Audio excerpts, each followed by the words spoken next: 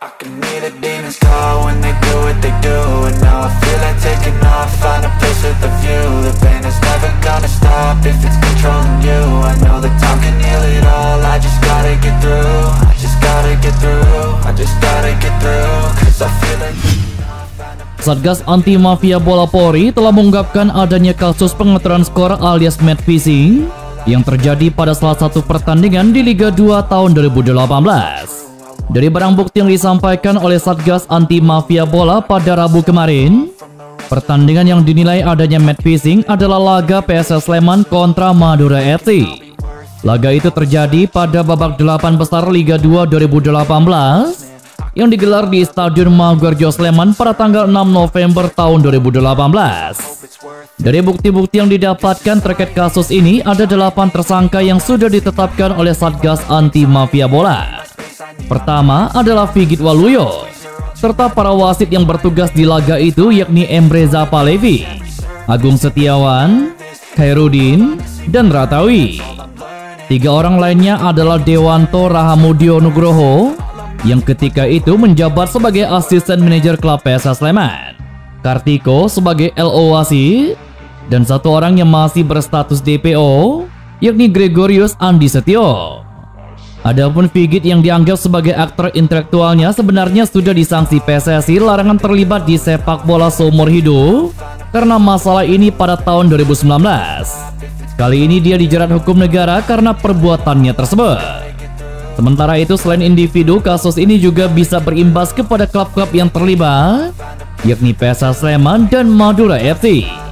Jika mengacu pada pasal 64 tentang korupsi poin 1 dan 5 Kode Disiplin PSSI 2023, lantaran saat ini PSS Sleman merupakan partisipan klub Liga 1, maka kemungkinan mereka bisa disanksi degradasi.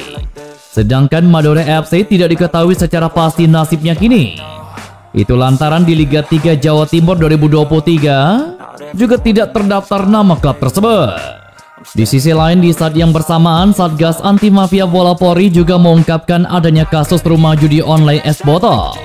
Terkait kasus es botol, Polri sudah mengamankan setidaknya 4 orang tersangka. Keempat tersangka ini berinisial TRR, L, DR, dan juga S. Terbongkarnya rumah judi online tersebut juga menyeret klub Liga 1 musim ini, yakni Persikabo 1973. Sebelumnya memang diketahui mereka sempat disponsori es botol dan nama sponsor itu terpampang di jersey tim bagian depan. Namun kemudian kini diganti dengan Arta Graha Peduli. Dalam sesi jumpa pers bersama dengan Satgas Anti Mafia Bola Polri dan Kapolri 13 Desember lalu, Ketua Umum PSSI Erick Thohir sudah menegaskan pihaknya bakal bertindak tegas bila memang ada indikasi pelanggaran baik dari individu maupun klub sesuai dengan aturan yang berada di PSSI. Merujuk pernyataan tersebut, bukan tidak mungkin jika terbukti melanggar disiplin, Persikabo bisa terkena sanksi pengurangan poin.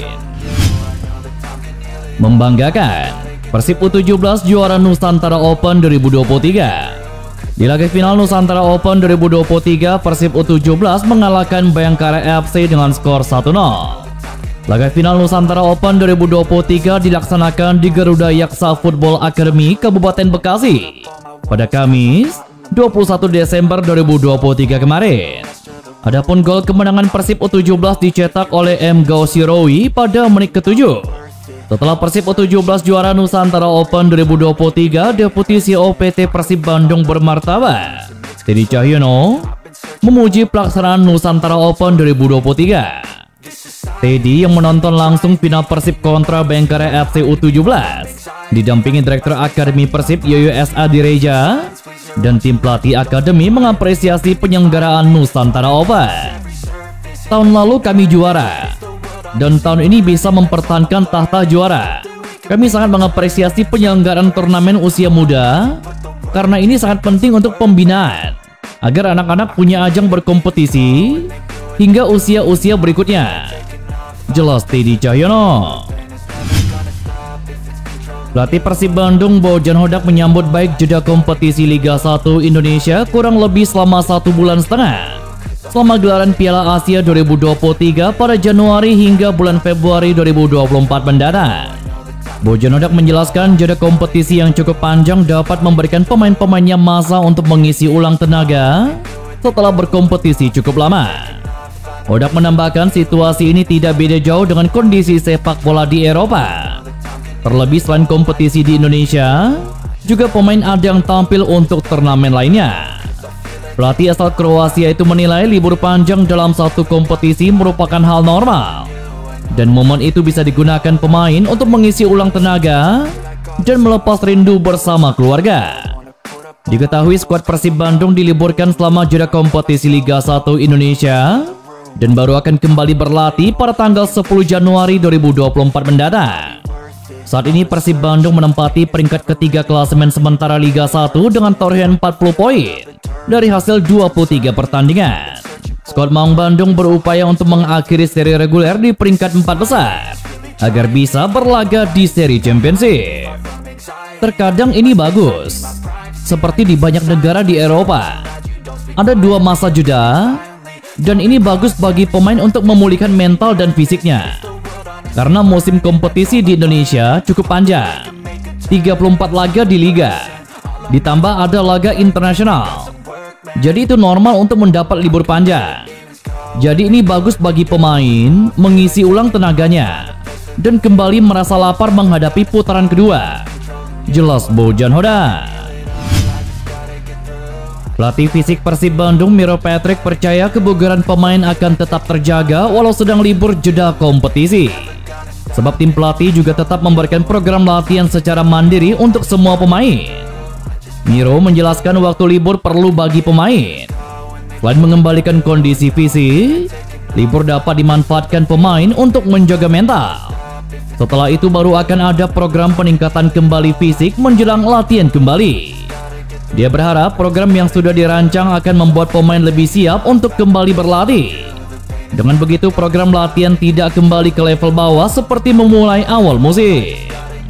Liga sudah berjalan begitu panjang, sehingga untuk beberapa hari awal mereka akan beristirahat dengan baik. Mereka akan beristirahat untuk mengembalikan kondisi fisik dan mentalnya.